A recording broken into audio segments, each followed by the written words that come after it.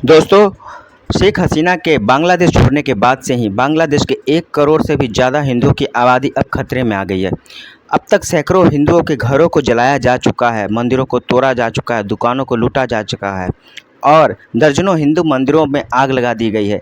देवी देवताओं की मूर्तियों को, प्रतिमाओं को तोड़ दिया गया है। ऐसा लग रहा है कि बांग्लादेश की हिंदू आबादी अब बांग्लादेश के जिहादियों के बीच शेख हसीना का एक दीवार बनकर खड़ी थी, जो उनके जाते ही यह दीवार टूट गई और जिहादियों ने हिंदुओं पर हमला शुरू कर दिया है। बोल दिया है। बांग्लादेश के मशहूर हिंदू संगीतकार राहुल आनंद के घर पर भी उन्होंने आग लगा दी है। ट्विटर में सिर्फ कल तक में ऐसी 50 घटनाएं डिटेल में आ चुकी है, जहां हिंदुओं के घरों, दुकानों और मंदिरों को हमले में नष्ट किया जा रहा है। एक घर में तो हिंदू टीचर मृणाल कांति चटर्जी की इस्लामिक जिहादियों ने हत्या तक कर दी है। और सबसे बड़े अंग्रेजी अखबार टाइम्स ऑफ इंडिया के रिपोर्टर के मुताबिक बांग्लादेश के रंगपुर में आवामी लीग के जुड़े हुए एक मुस्लिम काउंसलर हराधन राय और उनके भतीजे को जिहादियों ने भी हत्या कर डाली है। फेनी में एक दुर्गा मंदिर पर हमला कर दिया गया है। हिंदुओं के शमशान घाट की जमीन पर जबरदस्ती कब्जा कर लिया गया है। पार्वती आपू में काली माता के मंदिर समेत 5 मंदिरों में तोड़फोड़ की गई है। सेताबगंज में हिंदुओं के घरों पर हमले किए गए हैं।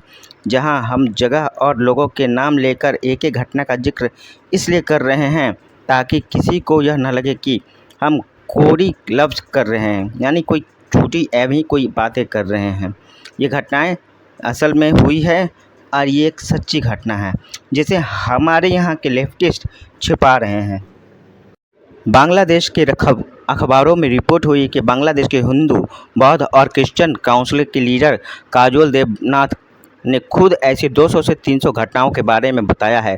पोलैंड के एक बड़े के ट्विटर में आप जाकर देख सकते हैं कि एक ऐसी वीडियो में बोगरा डिस्ट्रिक्ट के एक इलाके में हिंदुओं के घरों पर हमला किया जा रहा है। एक दूसरे वीडियो में एक हिंदू लड़की रोते हुए बांग्ला भाषा में अपने दर्द बयां कर रही है। वीडियो चटगांव का है, जहां जिहादियों की भीड़ ने शनि मंदिर में आग लगा दी और ऐसे एक नहीं, कम से कम 20 वीडियो इस वक्त अलग अलग सोशल मीडिया पर अकाउंट्स पर वायरल हो रही है। हिंदुओं पर हमले की खबरों से पूरा सोशल मीडिया, प्रिंट मीडिया और टीवी चैनल्स भरे हुए हैं।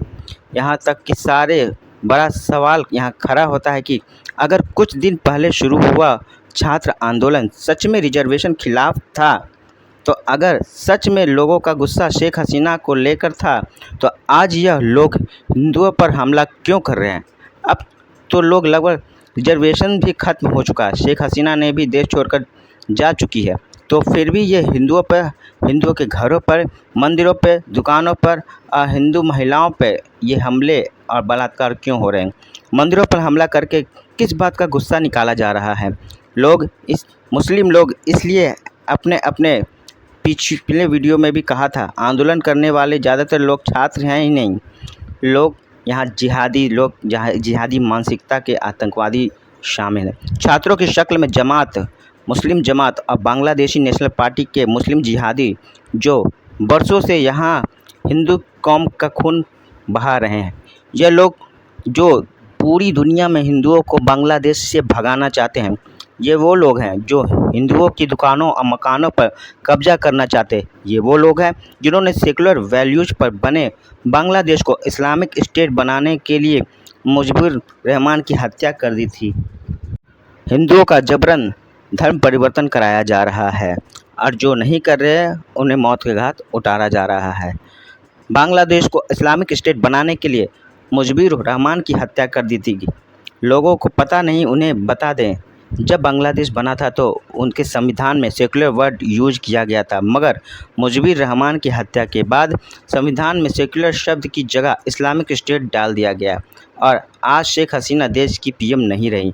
पुलिस और आर्मी के तरफ से इनको भी फ्री हैंड दिया गया है, जो यह लोग फिर से हिंदुओं पर हमले करने लगे हैं और बांग्लादेश पर हिंदुओं का नरसंहार हो रहा है।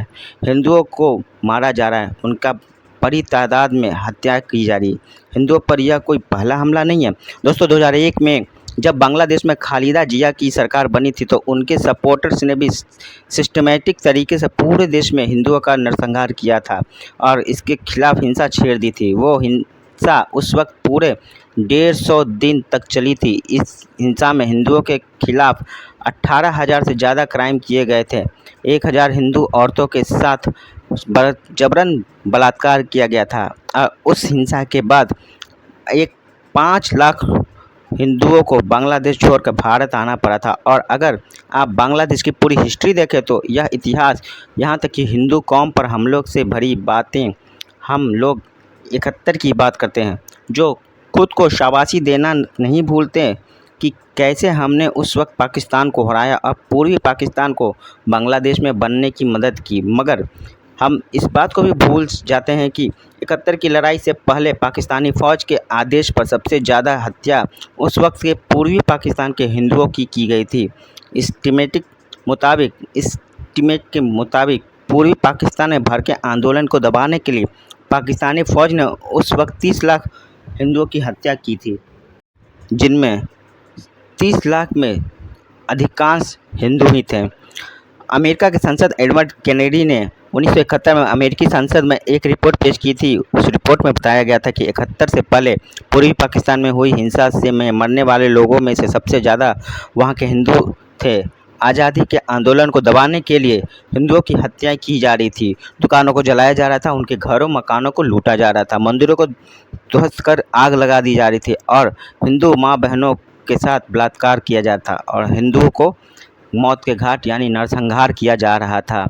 हिंदुओं की घरों की पहचान हो सके इसके लिए हिंदू घरों के बाहर बाकायदा एच लिखा जाता था ताकि भीड़ उन घरों पर आग लगा सके। एडवर्ड ने अपनी रिपोर्ट में बताया कि सब कुछ उस वक्त की पाकिस्तानी फ़ौज के इशारे पे किया जा रहा था।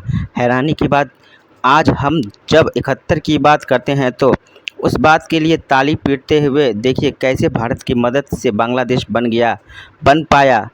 हमने उस वक्त पाकिस्तान के 90,000 से ज़्यादा सैनिक बंदी बना लिए थे, मगर इस बात की चर्चा भारत में कोई नहीं करता कि बांग्लादेश बनने से पहले पाकिस्तानी फ़ौजों ने पूर्वी पाकिस्तान में लाखों हिंदुओं का नरसंहार कर बांग्लादेश में हिंदुओं की बुरी हालत कर दी थी।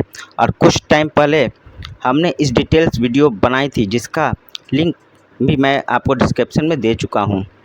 अगर जाकर आप वीडियो देखें तो आपको पता चलेगा, आपको समझ आएगा कि आखिर ये कौम कैसे काम करती है। जानते हैं हिंदुओं पर हो रही इस खुलेआम हिंसा के बीच सबसे ज़्यादा शर्म की बात क्या है? इससे सबसे ज़्यादा शर्म की बात यह है कि बजाय हिंदू की इस दुर्दशा पर चिंता करने की, उनके साथ खड़े होने के, उस पर आंसू बहाने की, भारत में एक बहुत बड़ा सेक्शन इस बात पर खुश है कि चलो बांग्लादेश में शेख हसीना चली गई। वो लोग शेख हसीना के जाने से इसलिए खुश हैं क्योंकि वो भारत की करीबी थी, और लोग शेख हसीना के जाने से इसलिए भी खुश हैं कि उन्होंने पूरी दुनिया को नाराज़ करके मोदी का साथ दिया। और इन लोगों को शेख हसीना की हार में मोदी की हार दिख रही है, इसलिए ये लोग खुश हैं। मगर ये जाहिल यह नहीं समझ पा रहे हैं और यह कुछ बिल्कुल नहीं देख पा रहे हैं कि अब वहाँ के हिंदुओं का क्या होगा। क्या तुम लोगों के लिए एक आदमी से अपनी पॉलिटिक्स नफ़रत ज़्यादा मायने रखती है या बांग्लादेश के 1 करोड़ 30 लाख हिंदुओं की सेफ्टी? बताओ। और यही वो लोग हैं जो सीए और एनआरसी का भी विरोध कर रहे हैं। क्या इन लोगों को अब भी समझ नहीं आ रहा कि भारत सरकार सीए क्यों ला रही है, एनआरसी क्यों ला रही है? तो उसका भी कोई कारण है, ताकि पाकिस्तान, बांग्लादेश, अफ़गानिस्तान में रह रहे गैर मुस्लिम माइनॉरिटी को सुरक्षा दी जा सके। अफ़गानिस्तान में हिंदू सिख बचे ही नहीं हैं, पाकिस्तान में हिंदू सिख बचे ही नहीं हैं।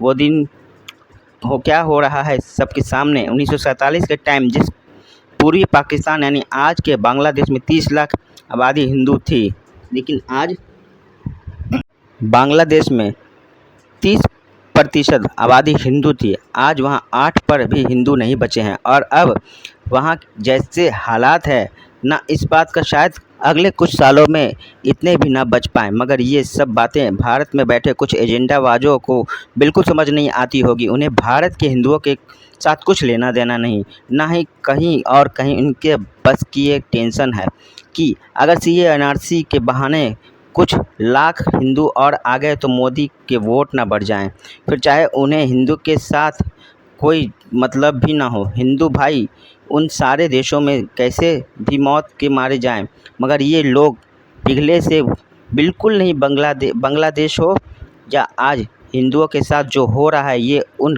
हिंदुओं के मुंह पर भी एक करारा थप्पड़ है जो जाति के नाम पर आज भी लड़ रहे हैं। अरे भाई, बांग्लादेश में अगर कुछ